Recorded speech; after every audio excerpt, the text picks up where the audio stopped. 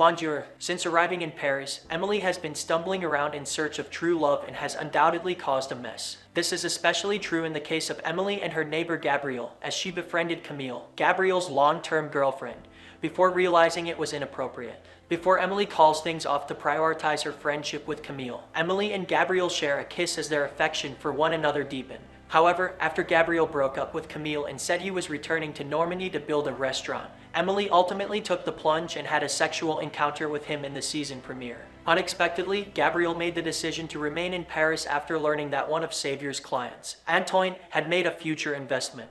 Fans all over the world can finally catch up with Lily Collins as Emily in Paris when she returns to continue her tumultuous career and romantic conquests in the City of Love for Season 3 of Emily in Paris, releasing on December 21st.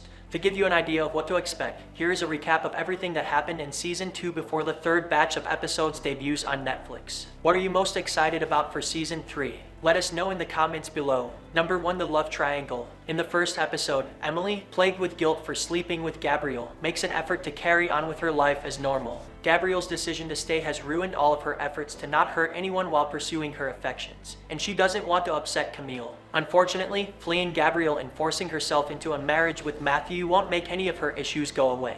In reality, it produces more. After receiving a bad call from Gabriel when she and Matthew were on the train, Matthew learned the truth and jumped off the train as it was about to leave the station. As a result, Emily must now travel to Saint-Tropez alone, complete with a hotel reservation. When Camille, who was unaware of Emily's meeting with Gabriel, hears Emily's fabrication that Matthew had betrayed her, she accepts Emily's invitation to help her get over her breakup blues and into bed with a new guy. Ashley Park's character Mindy joins them to help Emily diffuse the awkwardness and tension. After they have returned, Camille and Emily come across Matthew. Camille confronts him after Emily has left. He claims Camille is unaware of all the details and mentions Emily's involvement with another man, but he leaves before she learns that the other man is none other than Gabriel. Number 2. Emily's reintervention. While Sylvie talks to Pierre about the problem, Emily tries to make things work by persuading Gregory to temporarily collaborate with Xavier on his fashion presentation.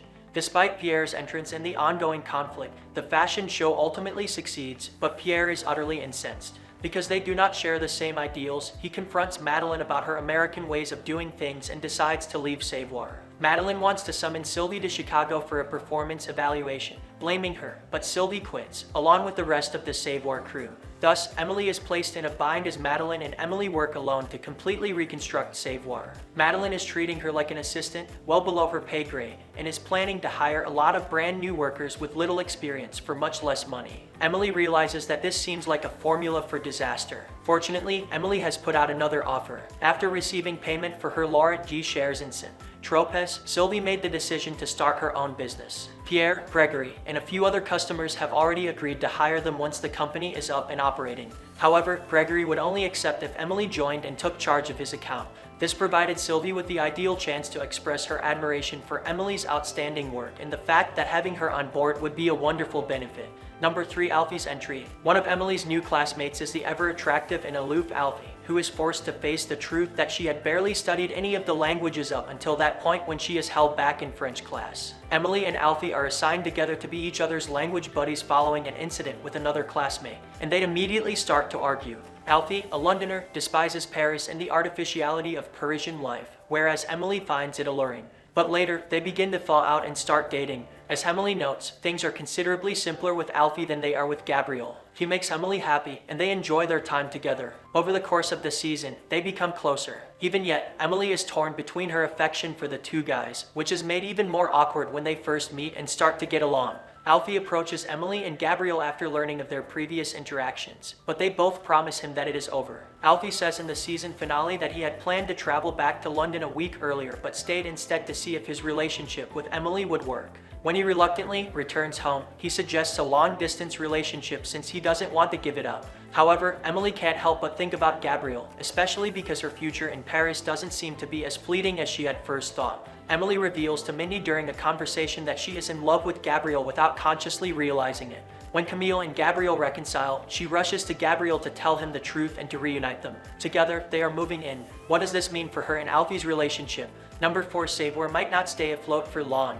Midway through the season, Madeline reappears 6 months pregnant and prepared to enforce the Gilbert Group's rules, which don't exactly match French customs. Issues over how things should be done at Savoir immediately develop for both of these powerful women as she tries to connect with Sylvie. Madeline is shocked and disturbed about how things are being done in Paris when Sylvie refuses to take the Pelotec client on the grounds that pricey doesn't equal luxury. She consequently makes an unforeseen trip from Chicago to visit Savoir and the company in person, which puts Emily in a very unpleasant situation because she is caught between her bosses, each of whom has quite different expectations. And it would be an understatement to say that Madeline is disappointed at what she discovers. Savoir is nothing like the corporate behemoth that bought it, as Emily discovered when she arrived. Luxury and client relationships are more important than making money or selling any product that is willing to pay Savoir's charge. Madeline, on the other hand, enjoys a prominent position with the Gilbert Group and is eager to assert control. As a result, she quickly jeopardizes everything on multiple occasions. In spite of their biggest client Antoine's business expanding tenfold since he originally hired the firm, Madeline's analysis of the financials reveals that Antoine's charge has remained the same.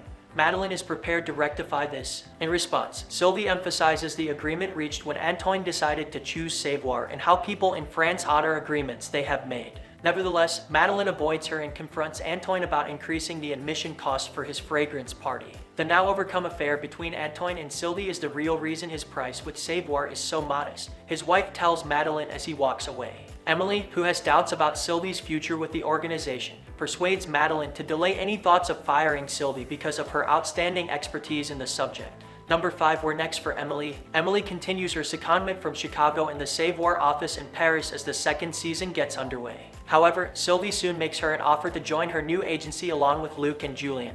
Emily is now in a difficult situation because if she stays at Savoir and continues working for her present boss Madeline, she will probably be promoted and have the choice of returning to the US. On the other hand, she would be confined to Paris if she transferred to Sylvie's new agency, but she would have more opportunities to hone her skills. The story concludes with Emily telling Sylvie over the phone that she's made a decision, but viewers are left in the dark as to what that decision is. Where do you think Emily's career will go? Comment down below.